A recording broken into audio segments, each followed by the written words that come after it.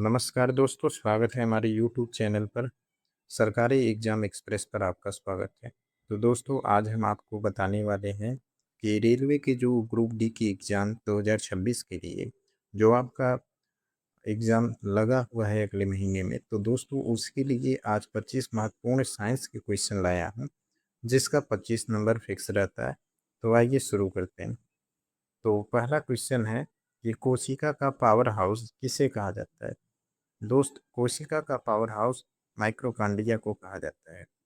माइक्रोकांडिया को कोशिका का पावर हाउस कहा जाता है। सही उत्तर है माइक्रोकांडिया। माइक्रोकांडिया में ऊर्जा के रूप में बनती और संचालित होती है, इसलिए इसे कोशिका का ऊर्जा गृह कहते हैं। तो अगला क्वेश्चन है, बल का एसआई मात्रक क्या है? तो बल का एसआई मात्रक आपको पता होना चाहिए। बल का एसआई मात्रक सॉरी न्यूटन है। न्यूटन न्यूटन जो है वो बल का एसआई मात्रक है। तो अगला क्वेश्चन है अगला क्वेश्चन है हंसने वाली गैस का रासायनिक सूत्र क्या है? हंसने वाली गैस का रासायनिक सूत्र क्या है? तो आंसर देख लेते हैं। हंसने वाले गैस का रासायनिक सूत्र नाइट्रस ऑक्साइड को नाइट्रस ऑक्साइड को लाफिंग गैस कहा जाता है। इसका उपयोग चिकित्सा में एन एनेस्थीसिया के रूप में भी होता है। अगला क्वेश्चन है, रक्त का थक्का यानी कि ब्लड क्लॉटिंग जमने में कौन सा विटामिन सहायक होता है? तो भाई के होता है। विटामिन के की कमी से रक्त का थक्का बनने वाले प्रोथो प्रोथोम्बी प्रोथोम्बिन नामक प्रोटीन के निर्माण के लिए आवश्यक है, जिससे चोट लगने पर बह- खून खून का बहाना रुक जाता है। जिससे चोट लगने पर खून का बहाना रुक जाता है मेरे दोस्त। खून का बहाना रुक जाता है चोट लगने पर। नेक्स्ट क्वेश्चन है, मानव शरीर की सबसे बड़ी ग्रंथि कौन है? मानव शरीर की सबसे बड़ी ग्रंथि लीवर होता है मेरे दोस्त। लीवर। मानव शरीर की सबसे बड़ी ग्रंथि लीवर। तो लीवर मानव शरीर की सबसे बड़ी ग्रंथि लीवर है। नेक्स्ट क्वेश्चन है नेक्स्ट क्वेश्चन पर आते हैं। छठा क्वेश्चन है, मानव रक्त का पीएच मान कितना होता है? मानव रक्त का पीएच मान 7.4 होता है। मानव रक्त का पीएच मान 7.4 होता है। नेक्स्ट क्वेश्चन, विद्युत धारा यानी कि इलेक्ट्रिक करंट को मापने के लिए किस उपकरण का उपयोग किया जाता है? विद्युत धारा को मापने के लिए अमीटर का उपयोग किया जाता है। अमीटर का उपयोग किया जाता है। नेक्स्ट क्वेश्चन, कमरे के तापमान पर कौन सी धातु तरल अवस्था में पाई जाती है? कमरे के तापमान पर कौन सी धातु तरल अवस्था में पाई जाती है? लोहा, सोडियम, पारा, ब्रोमीन। तो मरकरी है। पारा पाया जाता है। पारा एकमात्र ऐसी धातु है जो साधारण तापमान पर द्रव अवस्था में रहती है। इसका उपयोग थर्मामीटर में हो। नेक्स्ट क्वेश्चन है, कमरे के तापमान पर कौन सी अधातु तरल अवस्था में पाई जाती है? कमरे के तापमान पर कौन सी धातु तरल अवस्था में पाई जाती है? तो दोस्त, इसका सही आंसर है ब्रोमीन। ब्रोमीन Br से इसको प्रदर्शित किया जाता है। एक ऐसी धातु है जो कमरे के तापमान पर गहरे लाल रंग के द्रव के रूप में पाई जाती है। नेक्स्ट क्वेश्चन है, विद्युत बल्ब के फिलामेंट में किस धातु का उपयोग किया जाता है? विद्युत बल्ब के फिलामेंट में किस धातु का उपयोग किया जाता है? तो फिलामेंट में मेरे दोस्त टंगस्टन का उपयोग किया जाता है।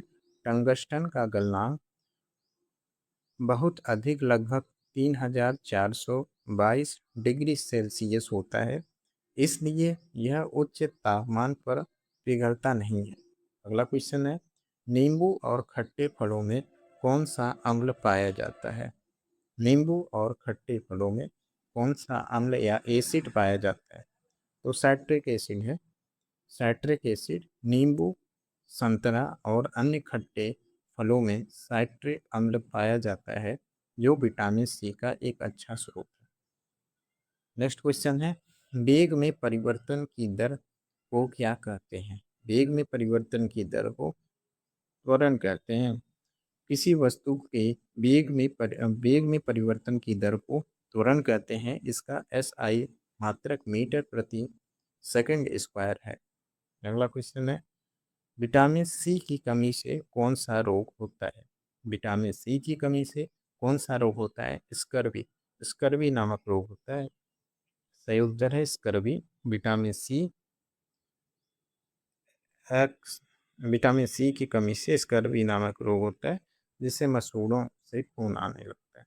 अगला क्वेश्चन है, पेनिसिलिन पेनिसिलिन की खोज किसने की थी? दोस्त, पेनिसिलिन की खोज किसने की थी? आंसर देख लेते हैं। Alexander Fleming. अलेक्जेंडर फ्लेमिंग ने किया था। वर्ष 1928 में अलेक्जेंडर फ्लेमिंग ने पेनिसिलिन की खोज की थी, जो दुनिया की पहली एंटीबायोटिक दवा थी। जो दुनिया की पहली एंटीबायोटिक दवा थी। नेक्स्ट क्वेश्चन है, ध्वनि किस माध्यम में यात्रा नहीं कर सकता? ध्वनि किस माध्यम में यात्रा नहीं कर सकता? तो दोस्त, सही उत्तर इसका है निर्वात में। निर्वात में ध्वनि एक यांत्रिक तंत्र है, जिससे आगे बढ़ने के लिए किसी न किसी माध्यम यानी कि ठोस, द्रव, गैस की आवश्यकता होती है। अगला क्वेश्चन है, आकाश का रंग नीला किस कारण से दिखाई देता है? आकाश का रंग नीला किस कारण से दिखाई देता है? इसका सही आंसर है प्रकाश का प्रकीर्णन। प्रकाश का प्रकीर्णन के द्वारा वातावरण में मौजूद कण सूर्य की प्रकाश को फैला देते हैं। नीले रंग की तरंगदैर्घ्य कम होने के कारण यह सबसे अधिक प्रकीर्णित होता है। अगला क्वेश्चन है, बेकिंग सोडा का रासायनिक नाम क्या है? बेकिंग सोडा का रासायनिक नाम क्या है? तो दोस्त, इसका आंसर क्या है? Sodium bicarbonate. बेकिंग सोडा, खाने का सोडा, का रासायनिक नाम सोडियम बाइकार्बोनेट NaHCO3 है। अगला क्वेश्चन है, मानव शरीर का सामान्य तापमान कितना होता है? मानव शरीर का सामान्य तापमान कितना होता है? इसका आंसर है 37 डिग्री सेल्सियस। मानव शरीर का सामान्य तापमान सेल्सियस 37 डिग्री सेल्सियस पैमाने पर लगभग 37 डिग्री और फ़ारेनहाइट पैमाने पर लगभग 98.6 डिग्री फ़ारेनहाइट। अगला क्वेश्चन है, मानव शरीर में गुणसूत्र की संख्या कितनी होती है? तो 46 होती है। सही उत्तर 46 है। मानव की प्रत्येक कोशिका में 23 जोड़े यानी कि कुल 46 गुणसूत्र पाए जाते हैं। अगला क्वेश्चन है, मास्टर ग्रंथि के नाम से जाने मास्टर ग्रंथि के नाम से किसे जाना जाता है? तो दोस्त, मास्टर ग्रंथि पीयूष ग्रंथि। ठीक है। मस्तिष्क में स्थित पीयूष ग्रंथि शरीर की अन्य सभी अंतःस्रावी ग्रंथियों को नियंत्रित करती है, इसलिए इसे मास्टर ग्रंथि कहते हैं। नेक्स्ट क्वेश्चन है, प्रकाश के प्राथमिक रंग यानी कि प्राइमरी कलर कौन से हैं?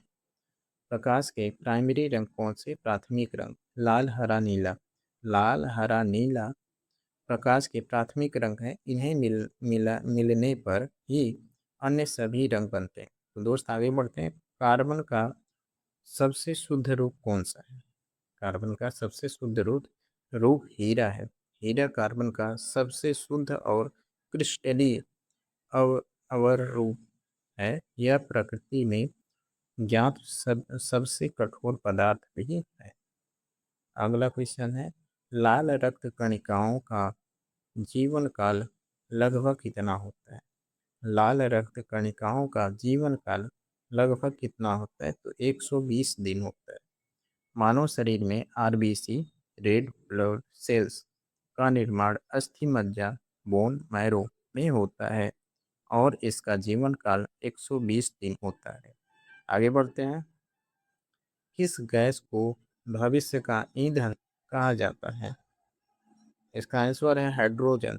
हाइड्रोजन का ऊष्मीयमान सबसे अधिक होता है और इसके दहन से प्रदूषण नहीं होता है, केवल पानी बनता है, इसलिए इसे भविष्य का ईंधन कहते हैं। आगे बढ़ते हैं। सर्वग्राही रक्त समूह कौन सा है? सर्वग्राही यूनिवर्सल एक्सेप्टर एक्सेप्टर रक्त समूह कौन सा है? तो ए बी होगा। सही आंसर ए बी है। रक्त समूह ए बी किसी भी समूह से रक्त ले सकता है, इसलिए इसे सर्वग्राही कहते हैं, जबकि ओ सर्वदाता यानी कि यूनिवर्सल डोनर होता है। आगे बढ़ते हैं। चलिए, हमारा क्वेश्चन आज के लिए समाप्त हो रहा है। तो दोस्त, आपको कैसा लगा आप कमेंट करके हमें ज़रूर बताइएगा। कि अगर आप नए आए तो दोस्त, आप हमारे इस चैनल को, जो सरकारी एग्ज़ाम एक्सप्रेस है, उस चैनल को आप सब्सक्राइब कर लीजिए। सरकारी एग्ज़ाम एक्सप्रेस, सरकारी एग्ज़ाम एक्सप्रेस चैनल को आप सब्सक्राइब कर लीजिए दोस्त।